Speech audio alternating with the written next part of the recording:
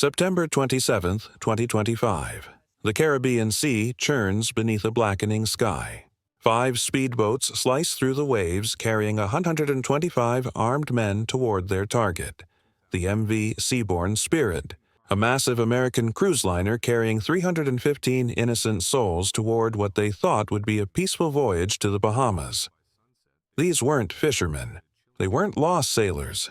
They were pirates armed with RPG-7 rocket launchers, AK-47 assault rifles, and PKM machine guns. And in just minutes they would learn the deadliest lesson of their lives. Because when you attack an American-flagged vessel, you don't just face sailors. You face the full, unrelenting power of the United States military. The MV Seabourn Spirit departed Miami just hours earlier. At 440 feet long and weighing over 10,000 tons, she was a floating city of luxury. Champagne glasses clinked on the upper decks. A jazz quartet played under string lights. Families laughed. Couples danced. Retirees finally enjoyed the vacation they'd saved years for. Nobody noticed the storm warnings blinking across satellite feeds 200 miles southeast of Florida. Winds exceeding 90 miles per hour. Barometric pressure dropping like a stone. Captain Thomas Reed, a veteran with 28 years at sea, made the call to steer north, away from the worst of it. But danger doesn't always come from the weather. Below deck, the navigation officer spotted something strange on the radar. 5 small contacts, 20 nautical miles east, moving against the current at 35 knots and accelerating. The first officer assumed they were fishing vessels until the speed indicator told a different story. Nobody moves that fast unless they're running from something or chasing it. Captain Reed's instincts screamed. He switched to the U.S. Coast Guard emergency frequency, but all he got was static. The storm had jammed communications. He gave the order quietly, calmly, the way experienced commanders do before chaos erupts. All crew to alert level 2. By 8:50 p.m., the storm had swallowed the moon whole. Wind tore across the decks. Lightning cracked the horizon in jagged white lines. On the bridge, Captain Reed stood frozen before the radar screen. 5 red blips, now just 2.5 nautical miles away, closing fast in perfect formation. Through binoculars, he saw them.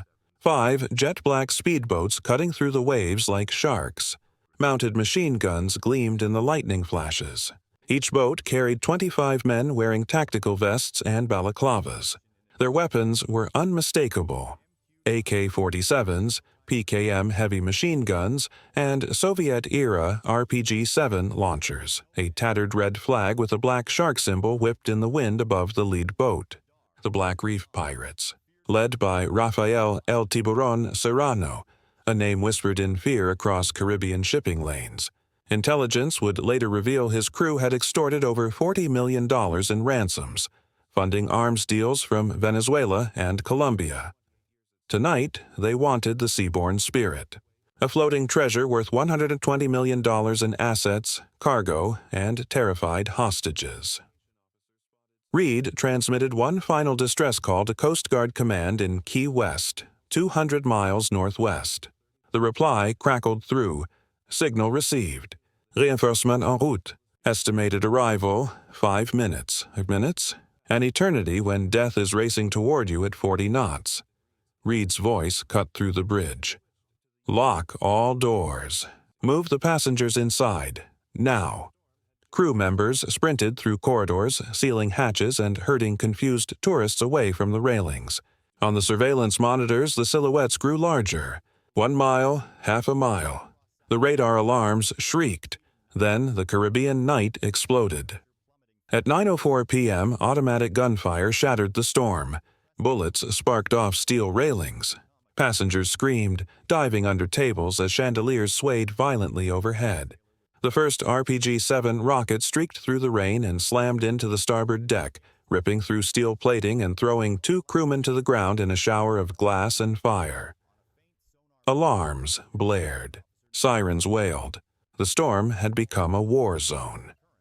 Through the rain-streaked windows, Captain Reed watched in horror as grappling hooks flew through the air, clanging against the ship's hull. 20 pirates scaled the ropes with terrifying speed, boots hitting the promenade deck within seconds. 10 burst through the dining room doors, firing into the ceiling and screaming in Spanish, "Manos arriba!" Hands up! But before they could take control, salvation roared from the clouds. A U.S. Coast Guard MH-60 Jayhawk helicopter tore through the storm, its spotlight blazing through the darkness like the eye of God. The rotor wash whipped the sea into a frenzy as 8 Navy SEALs fast roped onto the deck. M4 rifles locked and loaded, the SEALs moved like ghosts. Controlled bursts of rifle fire echoed across the deck. 5 pirates dropped instantly. The remaining 5 threw down their weapons and hit their knees, hands behind their heads, as red laser sights painted their chests. Meanwhile, on the horizon, 3 American warships cut through the storm at maximum speed: USCGC Sentinel, USS Ardent, and USCGC Hamilton. Just 5 minutes after Reed's distress call, they arrived like avenging angels. Their loudspeakers boomed across the water. "This is the United States Navy. Lay down your weapons and surrender immediately." The pirates' response was a rocket-propelled grenade fired directly at the Sentinel. The explosion detonated 30 feet from the bow, sending shrapnel screaming across the deck. It was the last mistake they would ever make. The ocean erupted in fire. M2 Browning 50 caliber machine guns and Mk38 25mm autocannons unleashed hell, firing nearly 4,000 rounds in 3 minutes. The night turned white with muzzle flashes. 1 pirate boat exploded instantly, its fuel tank igniting and killing everyone aboard. Another lost control and capsized in the waves. A pirate climbed a rope ladder toward the Seaborne Spirit, AK-47 in hand. A single sniper round from the Sentinel's marksman shattered his hand.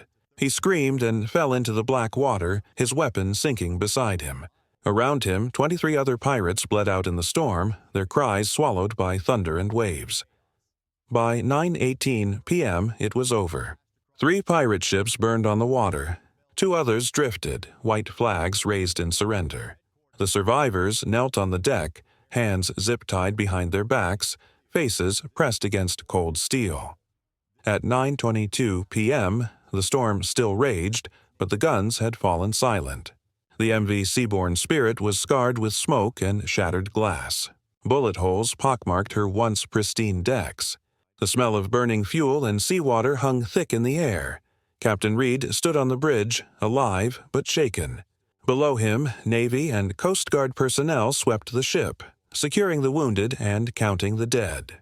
31 pirates captured, 10 killed, 23 critically wounded, left bleeding in the waves with no rescue coming. Inside, 315 passengers huddled in the main hall, many elderly and terrified. 9 required medical treatment, 4 with shrapnel wounds, 2 with burns, 3 with concussions.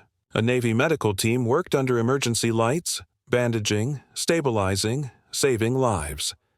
The first message from the Sentinel crackled through at 9:35 p.m. Area secured. Enemy neutralized. Rescue phase complete. The numbers told the story. Over 200 rounds fired in less than 10 minutes. 80 bullet impacts on the hull. 2 fires extinguished.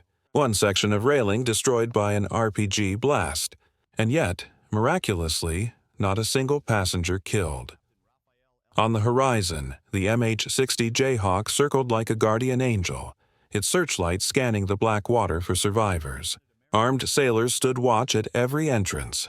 For the first time that night, Captain Reed allowed himself to breathe, but the questions were just beginning. Who funded these men? How did they penetrate so deep into U.S.-controlled waters?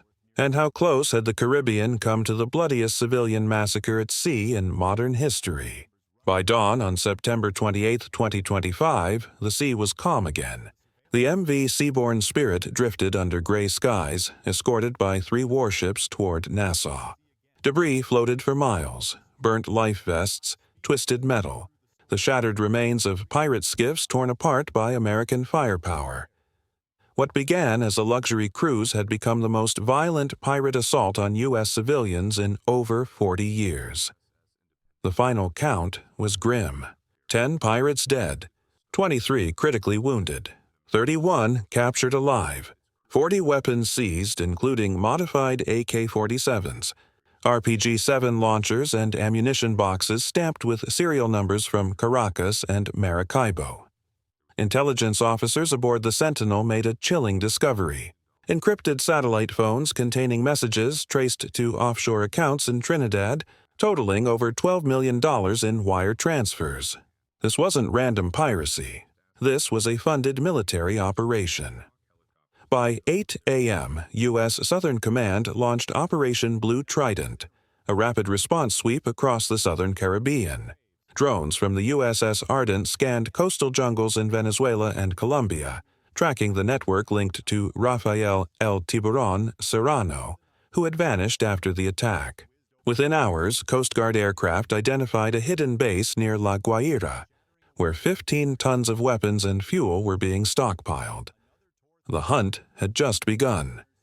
Back aboard the Seaborne Spirit, exhausted passengers were transferred to safety boats. Some wept quietly.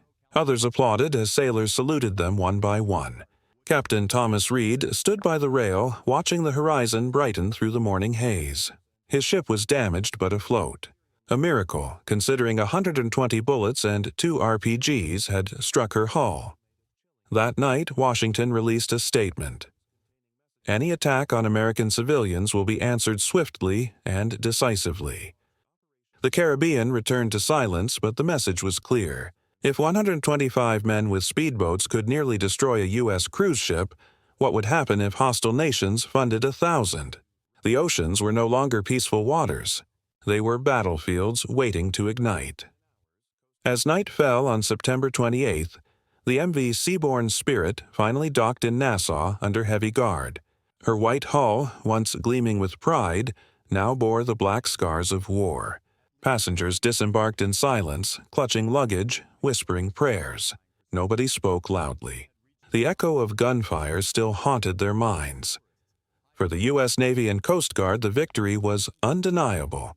315 lives saved, a ship rescued, an entire pirate cell dismantled. But beneath the triumph lay a chilling truth. The Caribbean, once a paradise of calm waters and coral reefs, had become a hunting ground. Intelligence from captured pirates revealed something darker. Links to global smuggling rings, political extremist groups, and arms traffickers stretching from South America to West Africa. The attack on the Seaborne Spirit wasn't isolated greed.